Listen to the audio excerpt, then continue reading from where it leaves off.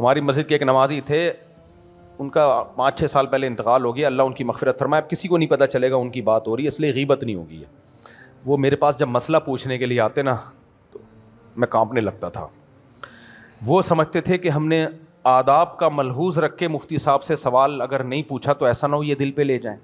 اب وہ مجھے رسپیکٹ دیتے ہوئے بسم اللہ الرحمن الرحیم, بہت عرصے سے وہ جو اردو بھی ایسی ادب والی نا, تو کچھ متعلقہ امور تھے اس سے متعلق, ان امور پہ آپ سے میں تبادلہ خیال کا خواہاں تھا. بھائی پھوٹ یار, استغفر اللہ, منہ سے بول یار جلدی سے, کیا پوچھنا ہے تو نے یار, میرا بھی ٹائم ضائع کر رہے ہو. اور آداب, وہ ان کو خیال تھا کہ سب علماء سے اسی طرح سے بات کرنی چاہیے. علماء ہے نا تو بہت ہی, یہ وہی ہو گیا رخصتی میں دلہن سے بات چیت کیسے شروع کی جائے, تو آدمی کہہ رہا ہے کل میری آپ سے شادی ہوئی تھی, اس سلسلے میں حاضر ہوا ہوں میں آپ کی خدمت میں.